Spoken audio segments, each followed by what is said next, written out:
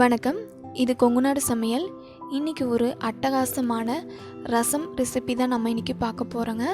இனி வரும் காலங்களில் குளிர்காலம், பனி இது எல்லாமே இருக்க போகுது. குளிர் பனினால் நிறைய பேர்த்துக்கு சளி பிடிக்க வாய்ப்பு இருக்குது.